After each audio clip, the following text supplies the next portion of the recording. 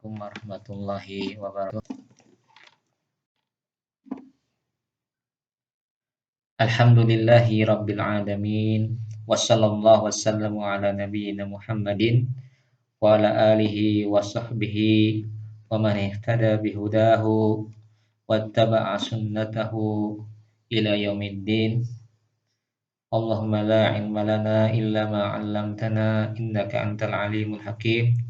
Allahumma 'allimna ma yanfa'una wanfa'na bima 'allamtana wa nas'aluka Allahumma ilman nafi'an yanfa'una ya rabbal alamin.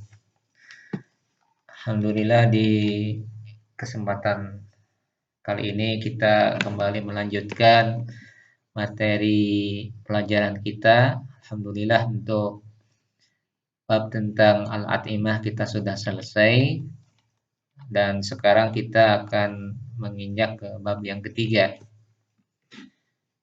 Bab yang pertama tentang al-at'imah, kemudian yang kedua tentang ad-zakah, dan sekarang kita akan masuk kepada bab ketiga, al-udhiyah wal aqiqah. Insyaallah dalam pembahasan kesempatan hari ini kita akan membahas tentang materi al-udhiyah. Meskipun pelaksanaan udhiyah ini sudah berlalu beberapa hari yang lalu, tapi insyaallah ta'ala materi ini tidak akan pernah basi, karena insyaallah kita juga jika masih diberikan kesempatan untuk menghadapi udhiyah di tahun-tahun yang akan datang, maka tentunya pengetahuan ini sangat bermanfaat untuk bekal kita di dalam melaksanakan ibadah kurban. Para santri semua yang semoga dirahmati oleh Allah Ta'ala, mari kita akan membahas tentang al-udhiyah dari al-mabhasul awal, ta'rif al-udhiyah. Ta'rif al-udhiyah, arti atau definisi dari al-udhiyah. Al-udhiyah itu hiya ma yudbahu minal ibili wal bakari wal ghanam fi yaumin nahar wa ayyamit tasyrik bin niyatil udhiyah. Udhiyah atau kurban itu adalah ma yudbahu minal ibil wal bakar wal ghanam fi yaumin nahar wa ayyamit tasyrik bin niyatil udhiyah. Jadi apa yang disembelih berupa unta, al-baqar sapi, wal ghanam kambing atau domba, fi yaumin nahar pada hari penyembelihan, yaitu tanggal 10 Zulhijjah, kemudian wa ayyamut tasyrik, dan di hari-hari tasyrik yaitu tanggal 11, 12 dan 13 Zulhijjah. Bin niyatil udhiyah, dengan niat udhiyah. Ini pengertian dari udhiyah. Kemudian yang al-mabhas al-tsani, pembahasan yang kedua, mata syuri'at al-udhiyah, kapan disyariatkan untuk melaksanakan udhiyah atau kurban. Syuri'at al-udhiyatu fi sanatis tsaniyah minal hijrah. Jadi yang pertama kali disyariatkannya udhiyah ini di dalam syariat Nabi Muhammad SAW adalah pada tahun kedua dari hijrah Nabi SAW. Jadi di tahun pertama belum disyariatkan, baru kemudian menginjak tahun kedua hijriah al-udhiyah ini baru disyariatkan dalam Islam. Kemudian bagaimana dengan hukumnya? Al-mabhasus tsalis al-hukmuha. Hukumnya adalah wahiyya sunnatun muakkadatun, yaitu sunnah muakkadah, liqaulihi ta'ala fasalli li rabbika wanhar. Dengan dalil fasalli, salatlah, li rabbika, untuk Rabbmu, wanhar, dan berkurbanlah.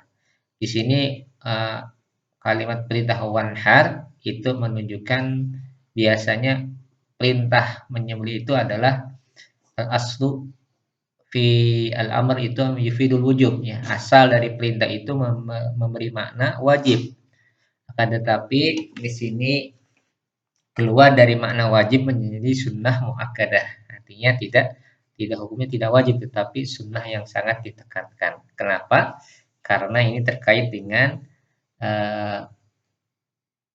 kemampuan seseorang, ya, kelapangan seseorang untuk bisa berkurban. Jadi tidak wajib setiap orang harus berkurban, akan tetapi disunnahkan, ya, minimal sekali dalam seumur untuk melaksanakan ibadah kurban. Di hadis Anas radhiyallahu anhu, berdasarkan hadis Anas radhiyallahu anhu, Nabi sallallahu alaihi wasallam qaal, bahwa Nabi sallallahu alaihi wasallam bersabda, Nabi sallallahu alaihi wasallam, kata Anas, dhaha bi kabsyaini amlahaini aqranaini dabahahuma biyadihi wa samma wa kabbara wa wada'a rijlahu ala safahahima. Ya, kata Anas radhiyallahu anhu bahwa Nabi sallallahu alaihi wasallam berkurban dengan domba kibas yang amlahain, yang gemuk, ya. Aqronaini, yang memiliki tanduk. Ini ciri domba yang bagus itu gemuk kemudian bertanduk. Ya. Dabahahuma, yang beliau sembelih domba itu biyadihi, dengan tangannya.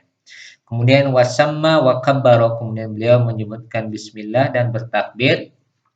Wa wada'a rijlahu ala safahahima, kemudian beliau meletakkan kakinya di atas bidang penyembelihan atau di atas lehernya. Kita lihat di sini rawahul Bukhari kitabul adhahi bab dzabhul adhahi, ya.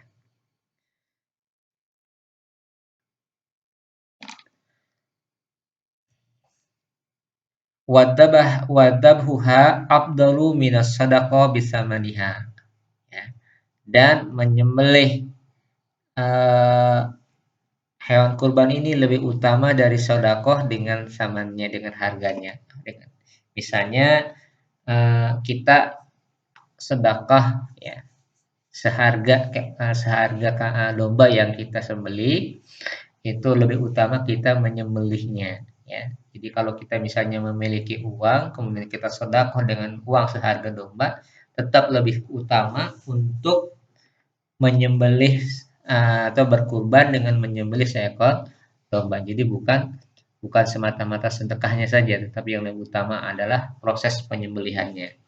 Karena proses penyembelihan itu akan bernilai sebagai sebuah ibadah. Kemudian al-mabhasu ar-rabi, waktu dzabhil udhiyah. Kapan waktu penyelenggaraan udhiyah itu? Yabda'u waktu dzabhi min ba'di shalatil Id yauman nahar. Jadi waktu penyembelihan kurban itu dimulai ba'da shalatil Id, setelah salat Id yauman nahar, pada hari an-nahar. Hari nahar itu adalah hari raya tanggal 10 Zulhijjah. Ila ghurubi syamsi, sampai matahari terbenam, min akhiri ayyamit tasyrik, dari akhir hari tasyrik sampai matahari terbenam, sampai berarti pada asar masih bisa sampai sebelum ghurub, ya.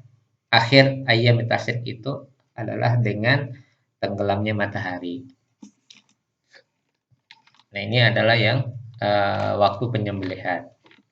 Jadi kalau penyembelihannya dilakukan sebelum Id, ya, sebelum sholat Id, ya, sehari atau mungkin sebelum pelaksanaan sholat, ya, atau dilaksanakan pada hari ke-14 tanggal 14 Zulhijjah, ya, di luar hari tasyrik, maka itu tidak termasuk udhiyah, ya, sedekah biasa saja, bukan termasuk udhiyah.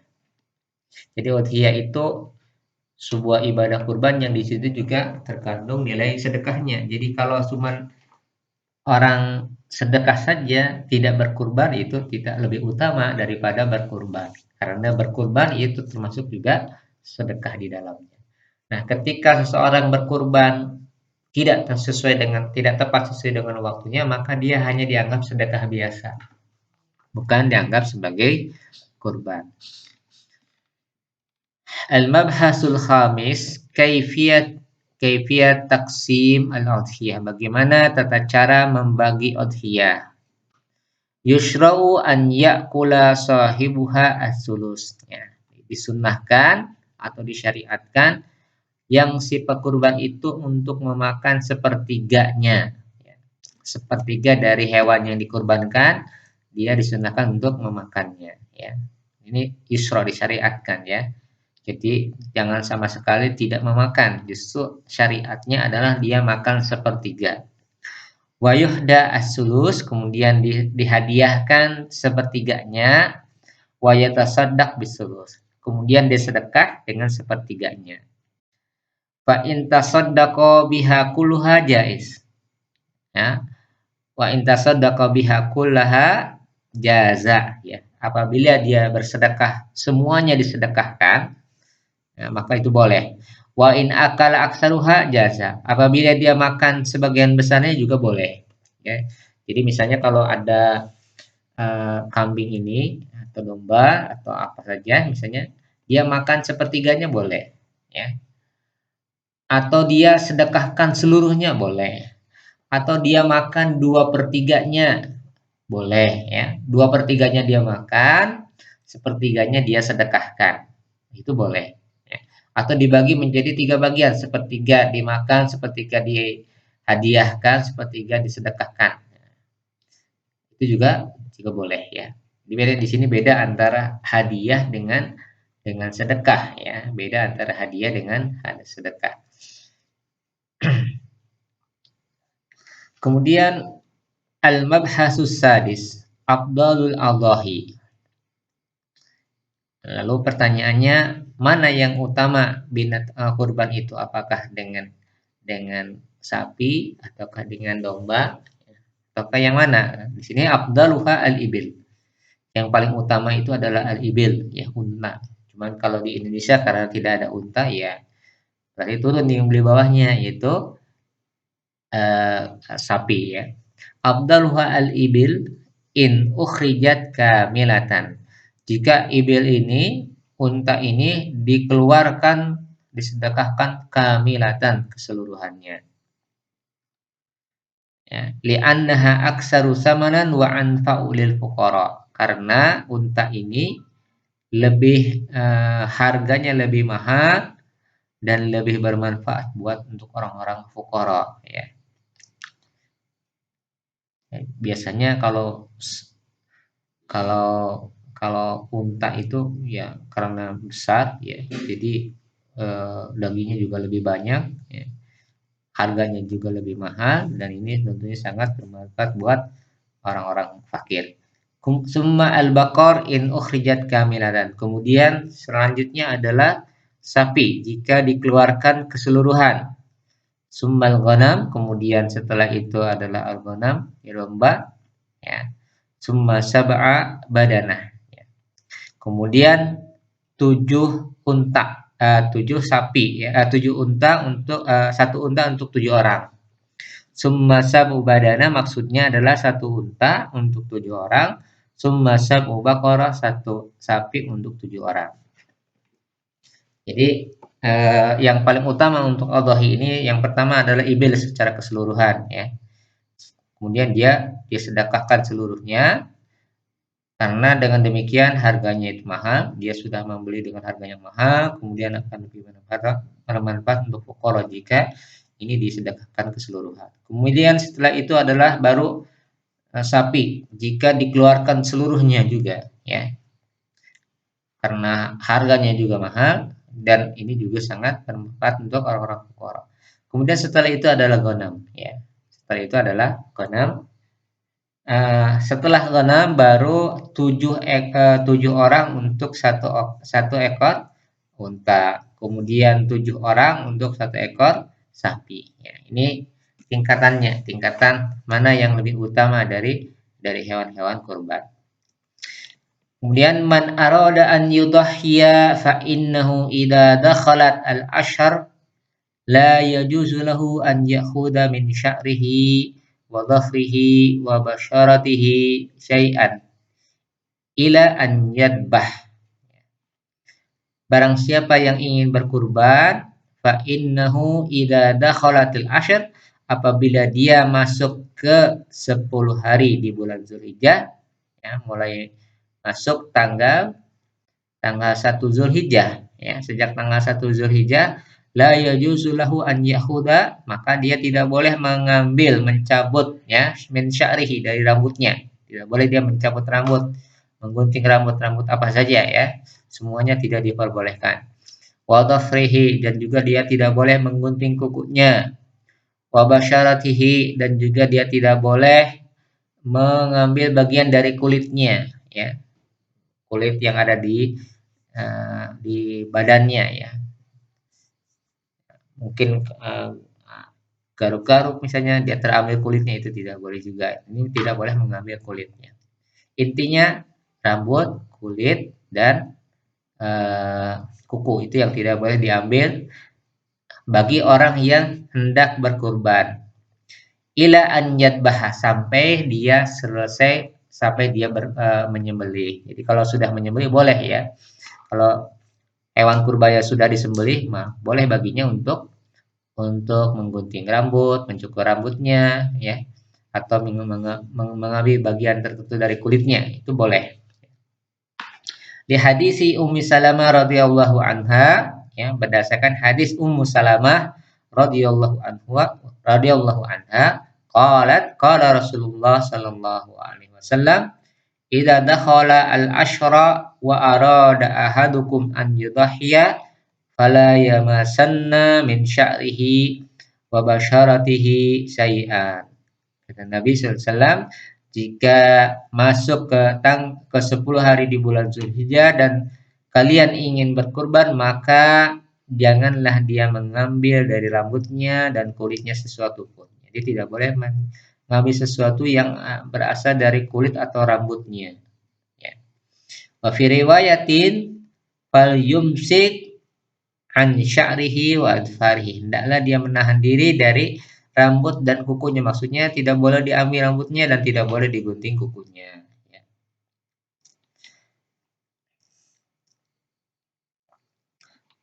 Ini nanti bisa dilihat di catatan kakinya, sumber hadisnya riwayat Muslim di dalam kitab Adhahi bab man dakhala alaihi asyadul hijjah wa huwa muridu tadhiyah an ya'khudha min sya'rihi aw adfarihi syai'an, ya.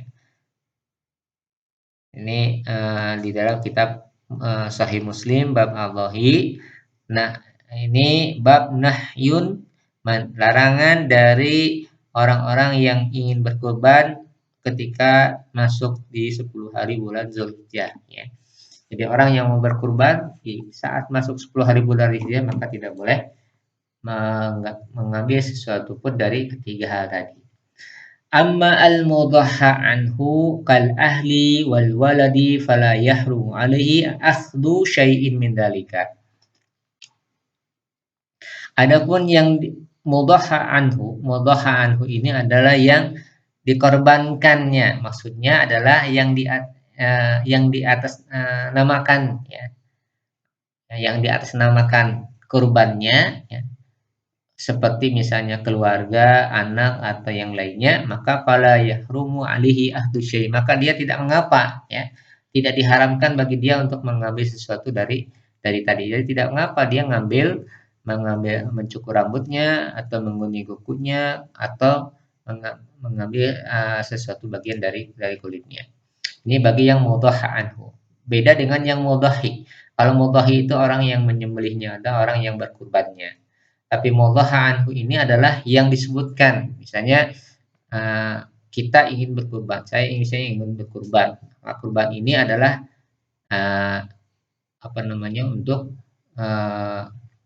untuk anaknya atau untuk istrinya atau untuk keluarganya, ya. Nah, ini anak, istri, dan keluarga itu boleh, ya. Tetapi yang tidak boleh itu yang mudahhinya, yang menyembelihnya, itu yang tidak diperbolehkan untuk mengambil bagian dari kulitnya.